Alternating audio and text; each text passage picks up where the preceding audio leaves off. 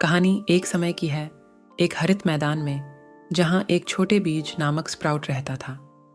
Sprout अपने आसपास के अन्य बीजों से अलग था, जबकि उसके दोस्त सुरक्षित ताकत से मिट्टी में बने रहने में संतुष्ट थे। स्प्राउट का एक बड़ा सपना था। वह आकाश को छूना चाहता था और एक शक्तिशाली पेड़ बनना चाहता था। सूर्य अस्त होते ही स्प्राउट तारों को घूमता और सपना देखता था कि वह मैदान में सबसे ऊंचा पेड़ बनने का सपना कर रहा था। उसके दोस्त हंसते थे, कहते थे कि इस तरह के बड़े सपने छोटे बीज के लिए संभावना रहते हैं ही नहीं। उस संदेह के बावजूद स्प्राउट बढ़ने लगा। हालांकि यह यात्रा आसान नहीं थी। उसने तूफानों, कठिन हवाओं और सूर्य के बिना दिनों का सामना किया। प्रत्येक चुनौती ने केवल स्प्राउट की संघर्षशीलता को मजबूत किया। रास्ते में स्प्राउट ने विभिन्न पात्रों से मुलाकात की।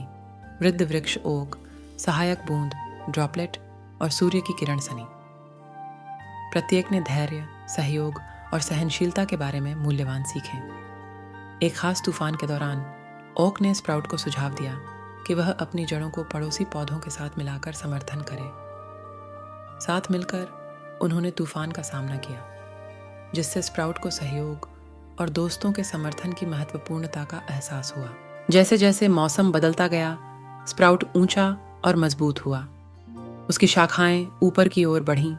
उसका आकाश छूने का सपना अब एक दूरस्थ कल्पना नहीं था, बल्कि यह एक वास्तविक संभावना बन गई थी। एक दिन जब स्प्राउट की शाखाएं आकाश के ऊपर पहुंचीं, उसने उस परिप्रेक्ष्य में फल पैदा किए जो मैदान में रहने वाले प्राणियों को आश्रय और पोषण प्रदान करते थे।